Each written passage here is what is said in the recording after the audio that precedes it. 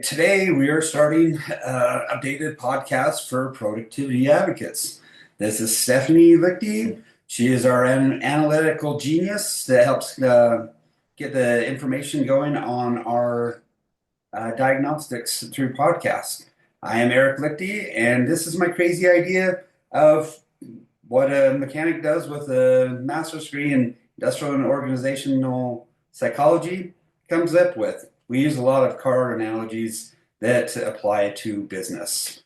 So buckle up, enjoy the ride. So today we are talking about fueling your teams. Fueling your teams is kind of an interesting concept. If you want production out of your vehicle, what do you do first? You fuel it.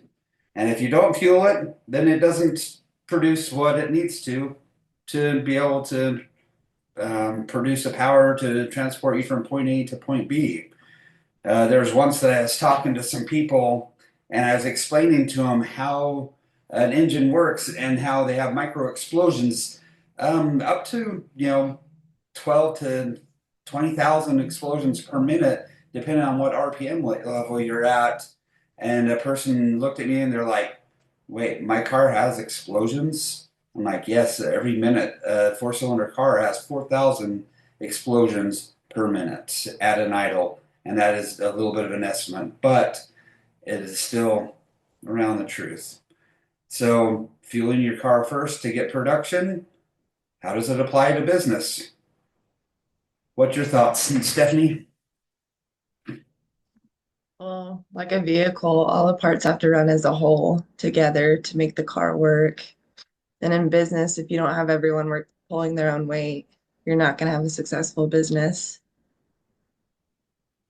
Yeah, and absolutely. The cars, every piece of a car has its own responsibility.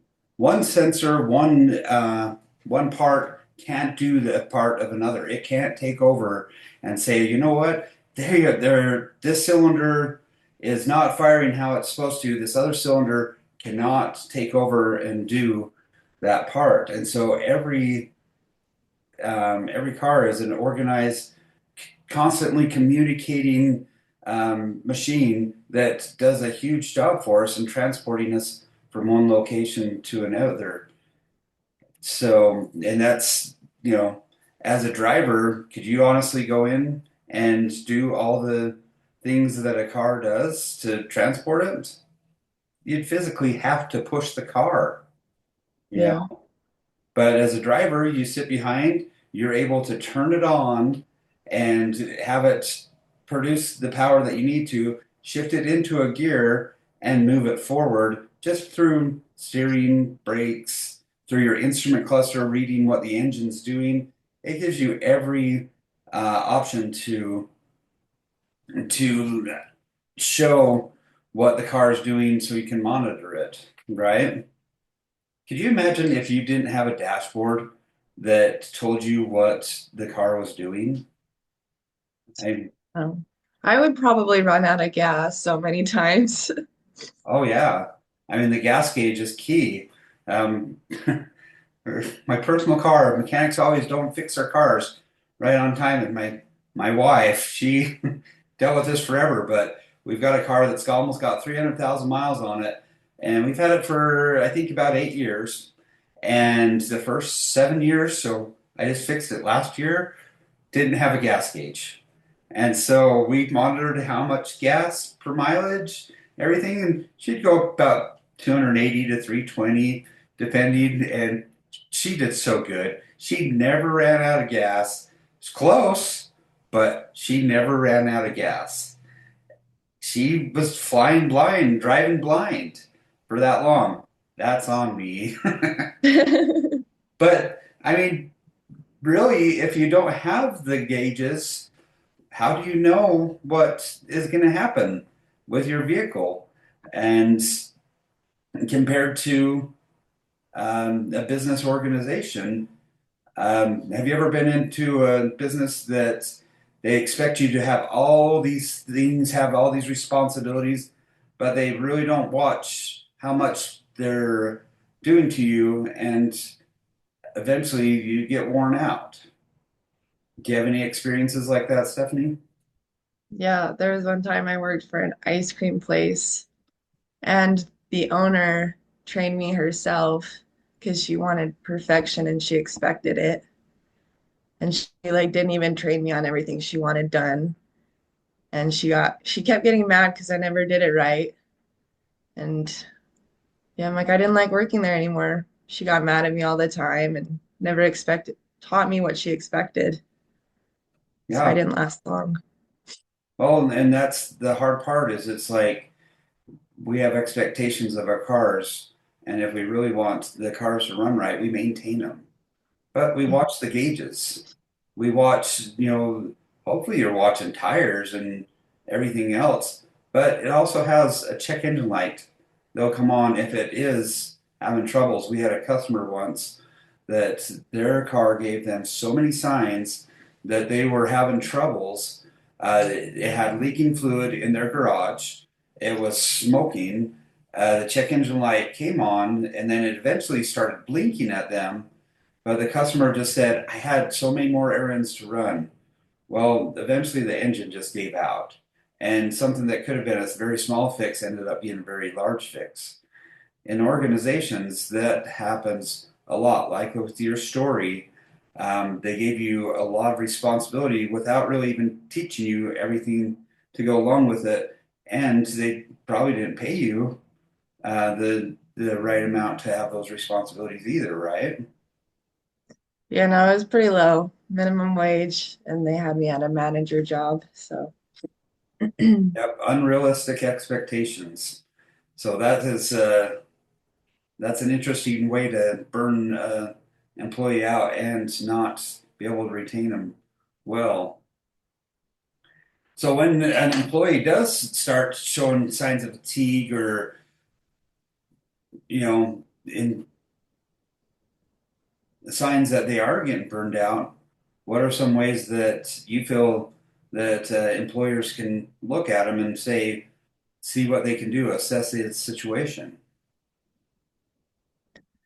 um, I mean, a lot of the time at the ice cream spot or place that I worked at, all of us that were burnt out, I mean, we worked a whole lot slower. We weren't as happy. And we used to just like joke around with each other and we were just quiet and just working throughout the day to trying to get the shift done. And I mean, they noticed. And I think that if she had actually noticed and done something about it, like done an interview or like a survey and asked what our thoughts were, what was causing us to not enjoy work and not be as happy. Because I mean, even the customers knew that we didn't want to be there. Yep, absolutely. I mean, that's internal customer service and then external customer service as well. As the internal customer service is up, then the customers from the outside will definitely notice and it will change the whole culture to your customers as Mhm. well. But the thing is you, as a leader, you have to address these things. Just as a car, if you don't maintain a car, it's not going to go very far. People are much more important than vehicles. Don't get me wrong. And they're actually individuals. And so when something does happen, treating one person uh, the same as another is not always going to work out. Because that's the great thing about this life is we all have our own individual ways of doing things. I was in an organization once that I was a sales in the sales team, and they wanted us to sell in companionships. Well, the one guy that I worked with in my area went to a different job. The next area was 60 miles north. Well, for some reason, my leader wanted me to continue to work in a team environment, but go into their area or have them come into my area, and it was just completely not productive. And when I worked, I was very organized. I wanted to get things done. The other people that he had me work with, they didn't want to. They would take 2 hour lunches at parks and they would just waste so much time. And I'm here to do a job and I'd love to do it. I tried to talk to the sales manager about it, and he actually said that he felt like I had psychological issues of working in a team environment. Oh And my I was gosh. like, Wow. So I'm an individual that does want to work and perform, and I do reports showing what I do. These other guys, they don't want to. And so why would Mhm. you team that person up with another one that doesn't want to work? That just kills productivity. And eventually that sales manager was demoted and that team was completely disbanded. And so it wasn't just me, but that's where you have to look as a leader. You have to look away from yourself, and if it is your fault, you have to be able to take the blame for it. As a vehicle is driven, could you imagine how many people blame their cars because they don't produce the power to transport them from point A to point B? You know, if you don't fuel your car first, it will not produce the power to get you where you need to go. But to blame a car, we have people all the time come in and they're just like, my car started doing this, and then it started doing this, and then it just stopped. It's my car's fault, right? No, it's actually the driver. The driver controls everything, right? Have you ever had a Yep. car that broke down before and you saw signs that it was going to and you just kind of kept driving? I I know I actually had a brother who did that. Had like all of the lights on the odometer. He's like, why did it stop working?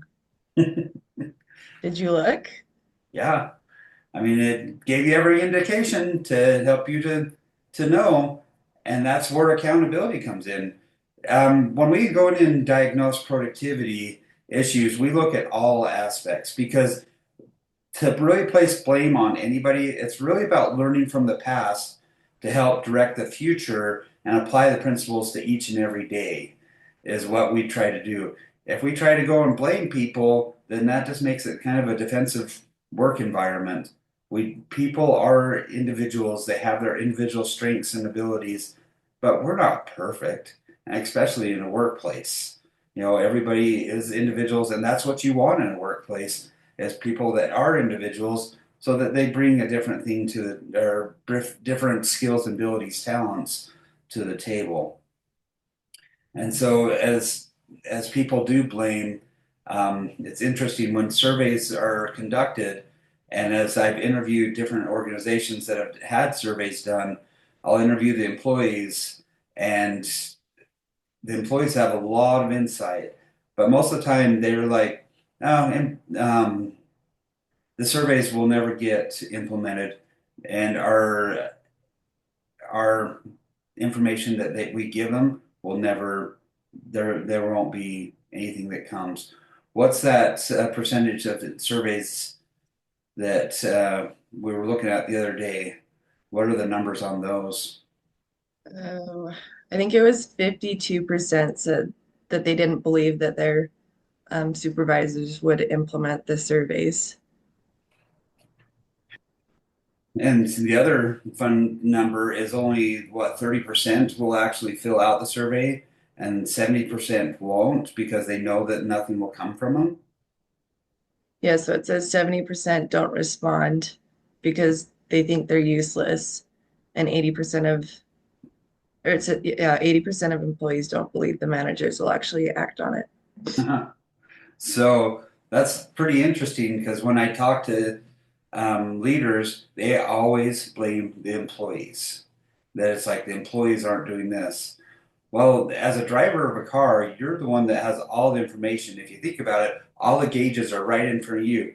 The passenger does not need to know what what the car is doing because it's the driver's responsibility. As a leader of an organization, you don't want all your employees to have all the information of what's going on in the business. That's information overload, and they really shouldn't. They should be able to focus on their roles and responsibilities that you hired them for. But being that you're a leader and you have all the information, you have all the gauges, you have everything, you're the one that does need to make that information or make that informed decision on what to do with surveys and not necessarily blame. Take accountability. You have all the information to be able to move forward with a strategic plan to help with productivity. I mean, if Mhm. you're in a vehicle and the check engine light and everything comes on, you sometimes just tell, your passenger, hey, we got a check engine light, something's going on. When I'm in a car, I can feel it.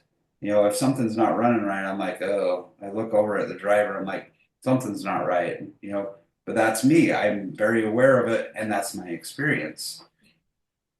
So that's surveys are kind of an interesting. They can get so much information that could give you the opportunity to diagnose the workplace if you, as a leader, take it and understand that you could be the problem. And I'd honestly look at you first and see if you are the problem because you have the information. You're the driver of the organization. Yeah. So, I so know. another thing to, oh, I go actually ahead. think that employees have a like the per one of the per- a great ex a great perspective on seeing what could actually improve the issue. They have that experience and they can tell what's wrong and what's working. And that's a great point because if you truly trust your employees to be able to do their job, to they need to be able to control their work environments, Oh yeah. immediate work environments, and that's part of the ergonomics of the workplace. If they don't have all the tools that they need to succeed, and they won't, they can't. I mean, could you imagine if they had a program that simplified their job that they could do it in less amount of time, take stress off them, but yet there's not a budget for it? I mean, as a mechanic and as a mechanic shop, there's a lot of specialty tools that they can cost, you know, I was talking to a friend that works at Audi, and that when a new engine comes out from Audi, the Audi dealership has to spend about $30,000 to $40,000 just on specialty tools for that certain engine, Dang. to $40,000 on a new engine that comes out.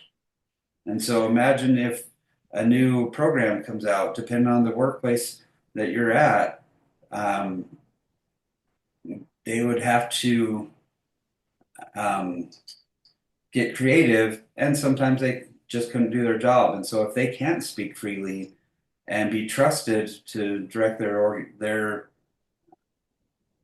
place, their working environment, then the leader needs to understand that they need to show more trust, and that's an interesting perspective. I was thinking Oh yeah. about it the other day, and correct me if I'm wrong, but if you're an extremely competitive person, does that mean that you're critical as well? Um, I don't know. I think you could be extremely competitive and not be incredibly critical. I know a lot of when I played sports in high school, we were all competitive, but we weren't critical of each other. We were supportive and picking each other up. Because if you're critical in the wrong way, people take it poorly and your team doesn't work as well. That's a very great point because you have to direct the criticism towards the right environment. You said that you shouldn't be critical to your own team, right? And Yeah. that competitiveness shouldn't really be, you should be competitive against your goal or your opponent, Hmm. but sometimes critical people reverse that and tend to be very critical on individuals. And so, where that criticism goes, we've got a person that I know pretty well that they're very competitive, but they're also very critical of everybody that is around them. And when you talk to them, they are, um, they, that they're very competitive, but their criticism is always there, and it's always towards their team members. It's always towards the opponents. It's against everybody. And so, when is a good time to be critical on your team? You know, not. I don't believe it is. There Mm-mm, is yeah. times that you need to say, "Hey, you could improve in this area. What could we do to help?" As you played sports, if somebody was not doing well, what would you tend to do for them?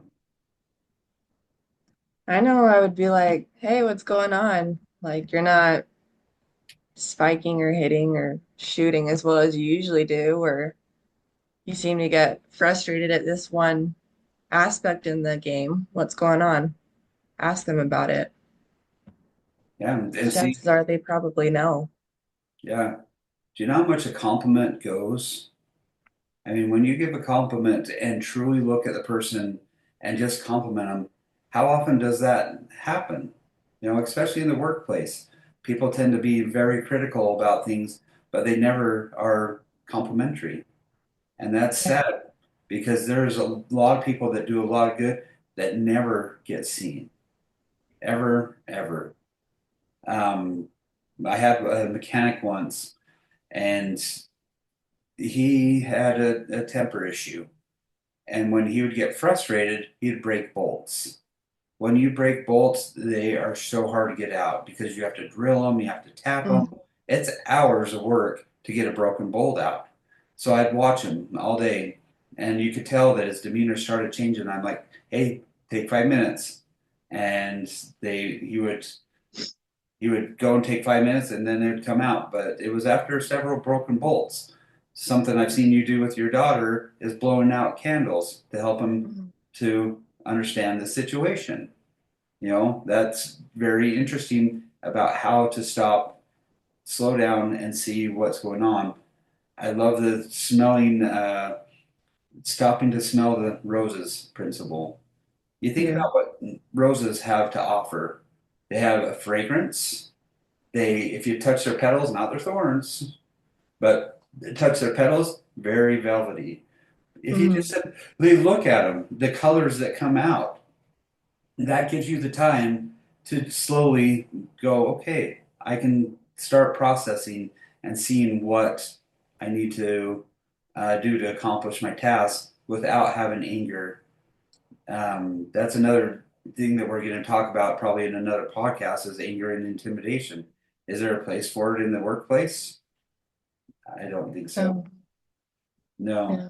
And so many people try to use anger and intimidation, fear. Why? Why would you need to do that in a workplace if you want somebody to be creative? Because that just puts them in fight or flight mode and they just want to get out of the situation.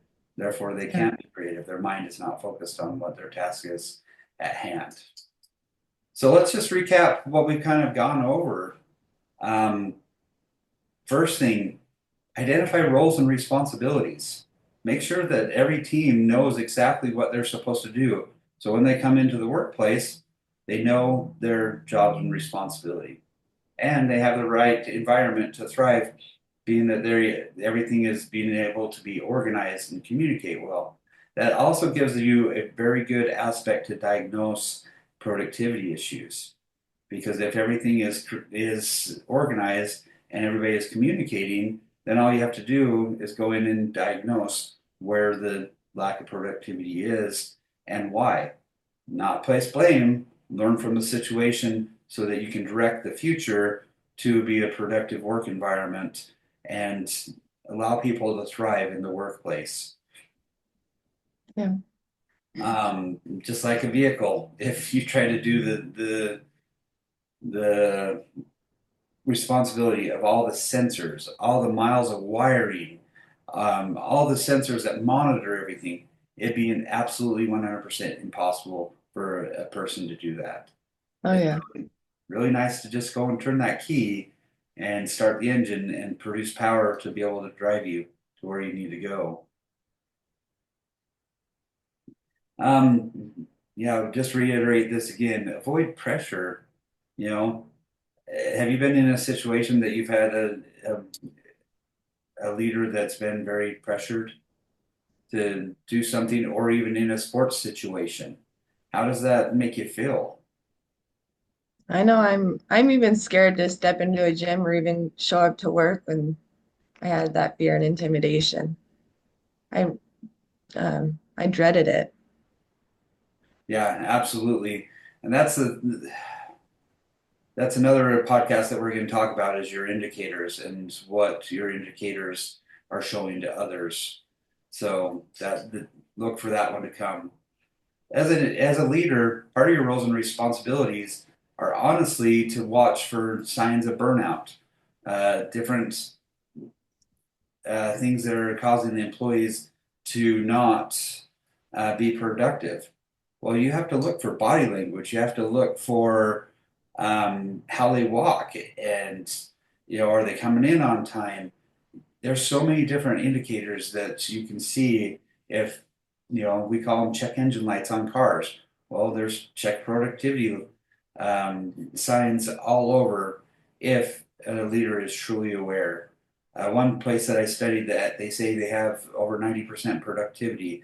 That leader interviews every employee and makes sure that every employee is in their proper role and responsibility. If they're not, he creates another position to be able to help them to thrive. Their retention is unbelievable. They never have to hire. If they do have to hire, it is only on referral basis, and so they don't go through employees. And so and this is about a 70-person organization, and I interviewed the leaders as well as the employees, and they absolutely love their job. And so that leader is right on, spot on. And out of all the places that I've interviewed and studied, that is by far the top one that I've had. And that's about 1 out of 20. So it's not very common. So, so as leaders, everybody's individuals. They have their individual strengths, abilities, talents, education, and that's really an owner's manual if you think about it for employees to help them to thrive. If you are trying to figure out what's going on with an employee, go back to their resume. They've given you just like an owner's manual for a car, they've given it to you already. See what's going on with them. So but that's our podcast for fueling. Do you have any closing comments, Stephanie? No, I think these are all good points that everyone should consider whether they're a leader or not. Yep. And Stephanie and I are absolutely not perfect.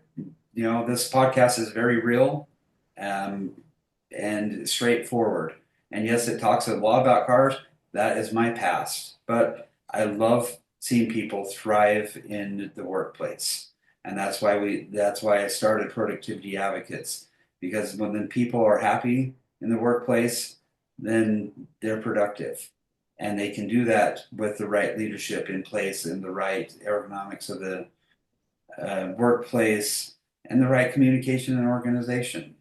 But, just my biggest plea is sometimes just go and compliment somebody this week and help them to see that they are good and that they are valued because everybody wants to know that they are.